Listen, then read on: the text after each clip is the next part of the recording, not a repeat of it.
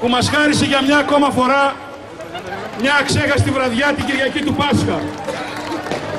Τα τηλέφωνα ήταν ανοιχτά και το Ντάρουιν μας άκουγε.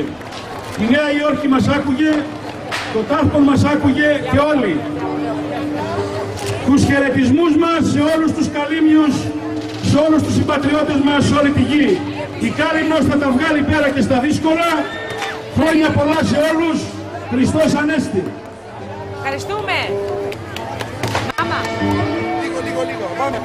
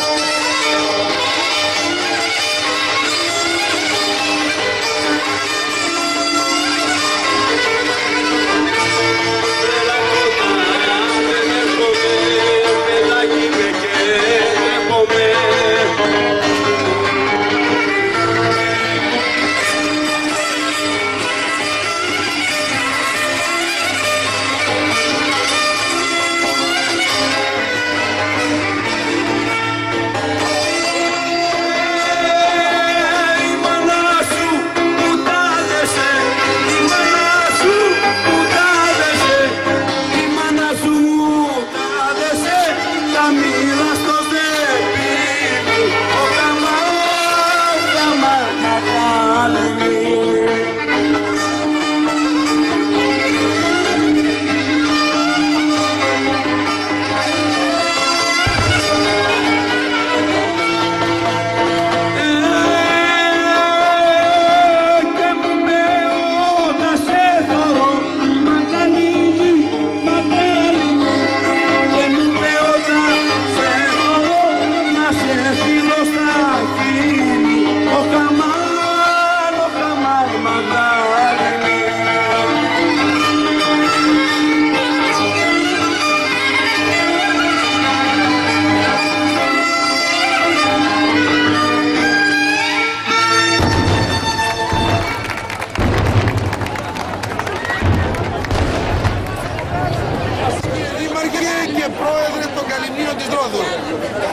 Ο Γιώργος πρώτα.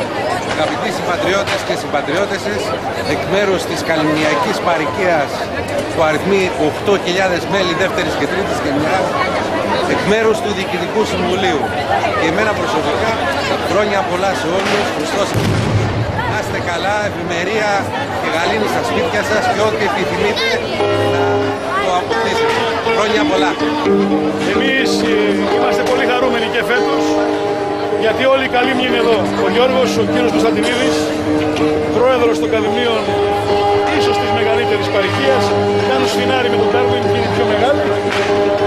Στη Ρόδο είναι πάλι μαζί μας με όλη την οικογένεια και με δεκάδες εκατοντάδες Καλύμνους από τη Ρόδο. Από όλο τον κόσμο είναι Καλύμνοι εδώ. Η μεγαλύτερη μέρα της Καλύμνου. Τους ευχόμαστε σε όλους να έχουν υγεία. Η Ανάσταση του Χριστού να σημάνει Ανάσταση και για αυτούς, για τις οικογένειές τους, για την Κάλυμνο και την πατρίδα μας όλοι. Χρόνια πολλά σε όλους. Στο Ανέστη. Χορέψατε. Τελείωσε ο χώρος του Λυκείου.